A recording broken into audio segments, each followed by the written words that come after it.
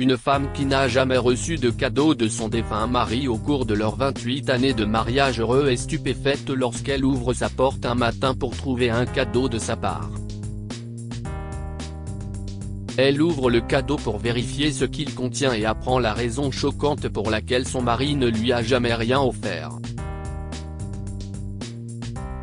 Lorsque Gracie Harper a épousé Victor Blake, elle était persuadée que c'était la meilleure décision qu'elle ait jamais prise. Victor était un col bleu qui travaillait comme chargeur dans une entreprise de meubles. Un jour, il était allé livrer de nouveaux meubles à un hôtel où Gracie travaillait comme gérante.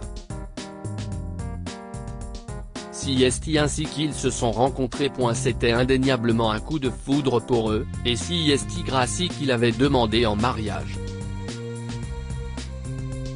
La gentillesse de Victor et le fait qu'il ne se plaignait jamais de sa vie, bien qu'il ait très peu, ont fait que Gracie est tombée instantanément amoureuse de lui. 2 ans après leur mariage, Victor a trouvé un emploi d'assistant auprès du propriétaire d'une grande entreprise de meubles. Lorsque le propriétaire, M. Boris, âgé de 92 ans, est décédé, il a laissé son entreprise à Victor parce qu'il n'avait pas d'héritier et qu'il était convaincu qu'un homme comme Victor serait le meilleur dirigeant pour son entreprise. Victor n'a certainement pas déçu M. Boris, et la société a atteint des sommets incroyables sous sa direction. La seule personne qui l'a jamais déçu, c'était Gracie. D'aussi loin qu'elle se souvienne, Victor a toujours été indifférent à ses souhaits et ne lui a jamais fait de cadeau. Victor n'avait pas beaucoup d'argent lorsqu'il a commencé à travailler comme chargeur, et Gracie s'en accommodait. Cependant, une fois qu'il a obtenu un emploi stable et qu'il a commencé à gagner de l'argent, elle n'a pas compris pourquoi il ne lui offrait jamais rien. Il vivait dans une grande maison avec de nombreux domestiques. Victor versait des millions à des œuvres de charité, dépensait des sommes scandaleuses pour acheter des livres et des jouets pour les enfants des orphelinats, et leurs enfants, Mia et Ray, fréquentaient les meilleures écoles de la ville. Pour le reste, il dépense l'argent comme de l'eau, mais pourquoi ne se souciait-il pas des souhaits de Gracie? Ne l'aimait-il plus? Gracie était bouleversée par cette situation. Elle vit passer plusieurs Noël, Nouvel An, Pâques, anniversaire, mais Victor ne lui offrait jamais rien. Pas de cadeau. Il ne lui avait même pas demandé si elle voulait quelque chose. Pas de surprise pour les fêtes. Rien du tout. Un jour, elle rencontra ses amis dans un restaurant pour déjeuner. Ces dernières s'étaient mises à parler des cadeaux coûteux qu'elle avait reçus de leur mari. Gracie se noyait dans l'embarras tandis que Samantha montrait fièrement le bracelet en diamant que son mari lui avait offert pour Noël et Olivia mentionna comment son mari la surprenait fréquemment avec des bouquets sur son lieu de travail. Lorsqu'elles lui ont demandé ce que Victor avait fait pour elle, elle avait dû plaquer un sourire sur son visage. « Eh bien, vous savez à quel point Victor et moi nous adorons », dit-elle en hésitant. En fait, nous avons banni la pratique des cadeaux parce que nous ne comprenons pas le concept de montrer son amour avec des choses matérielles, avait-elle menti. CST tout ce qu'il y a à dire. Les amis de Gracie avaient autant de mal à le croire que Gracie elle-même. Au fond d'elle-même, elle voulait rentrer chez elle le plus vite possible, car elle ne savait pas combien de temps elle pourrait tenir ce mensonge. En rentrant chez elle ce jour-là, elle avait pris sa décision.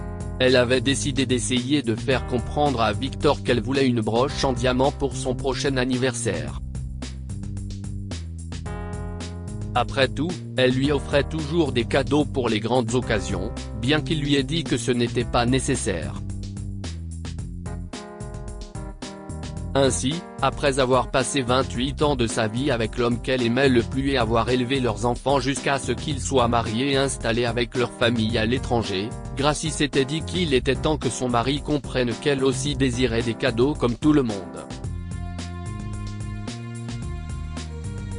Une semaine avant son anniversaire, elle commença à faire des allusions, que Victor, bien sûr, ne percevait pas, du moins, si est ce que Gracie croyait jusqu'à ce qu'elle reçoive un colis de lui après sa mort. Malheureusement, 2 jours avant son anniversaire, Gracie apprit que Victor était atteint d'un cancer de stade 4 et qu'il ne lui restait plus que 6 mois à vivre.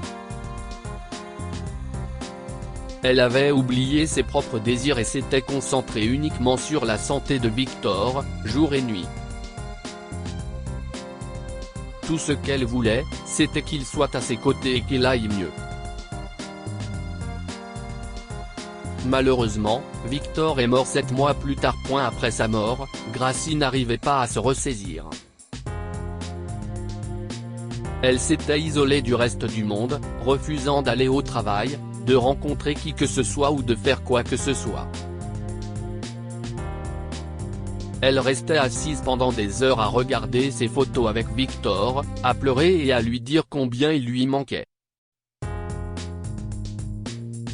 10 jours plus tard, le matin de leur anniversaire de mariage, Gracie, les larmes aux yeux, était assise dans le salon et regardait la photo de Victor lorsqu'elle entendit sonner à la porte. Elle a ouvert la porte et n'a trouvé personne.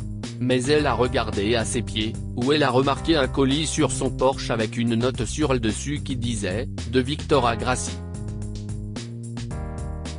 Si est une sorte de farce?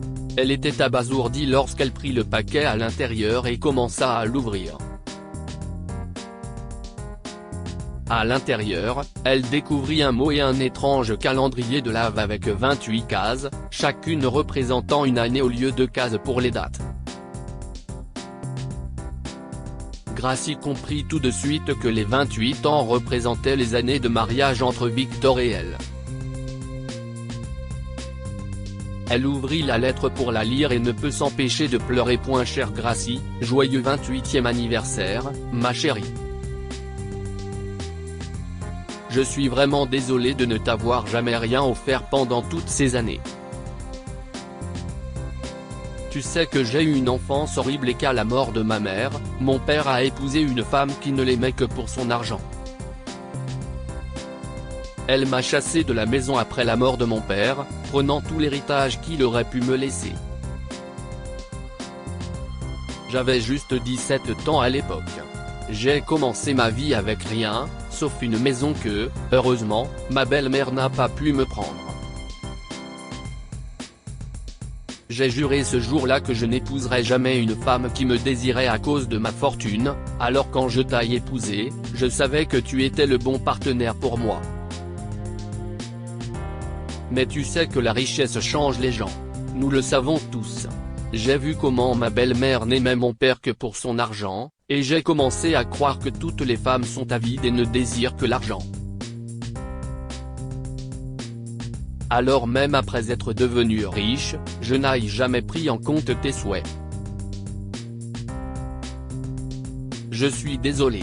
Je réalise que cela peut sembler illogique que je n'ai jamais fait de cadeau à une femme aussi merveilleuse que toi, mais je reconnais que si est ma faute. Quand tu as commencé à faire des allusions à la broche en diamant que tu voulais vraiment, j'ai compris. Je ne suis pas si stupide, Gracie, mais je n'avais pas assez de temps à ce moment-là pour réaliser tous tes souhaits. Dans mes derniers jours, j'ai voulu me racheter, et j'ai demandé à un de mes amis de Maider à assembler cette petite chose pour toi. J'espère que tu l'aimeras. Même après que la mort nous aura séparés, je sais que je t'aimerai toujours. Avec amour, ton mari pas si avare et ignorant, Victor. Les jours suivants, Gracie ouvrait une boîte du calendrier de l'Avent, en commençant par celle numérotée du 28 au 1er, et y trouvait tout ce qu'elle voulait.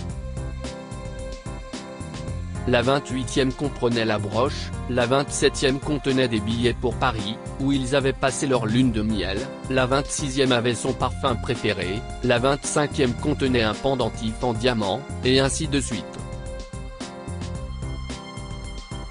Gracie savait que Victor ne reviendrait pas vers elle, mais elle pouvait sentir sa présence dans le cadeau attentionné qu'il avait laissé pour elle. Que pouvons-nous apprendre de cette histoire? Il n'est pas juste de juger tout le monde sur la base d'un seul mauvais exemple. Parce que la belle-mère de Victor était cupide et le maltraitait, il a commencé à croire que toutes les femmes étaient comme ça. Parfois, il y a plus que ce que les yeux peuvent voir. Gracie a mis en doute l'amour de Victor parce qu'il ne lui offrait jamais de cadeaux. En fin de compte, la raison était loin de ce qu'elle pensait. Cette histoire est inspirée par l'histoire d'un de nos lecteurs et écrite par un rédacteur professionnel. Toute ressemblance avec de véritables noms ou lieux est une pure coïncidence. Toutes les images sont utilisées uniquement à des fins d'illustration. Partagez votre histoire avec nous. Elle changera peut-être la vie de quelqu'un. Si vous souhaitez partager votre histoire, envoyez-nous un mail à info@amomama.com. Abonnez-vous à Amomama sur Google News pour découvrir d'autres histoires passionnantes.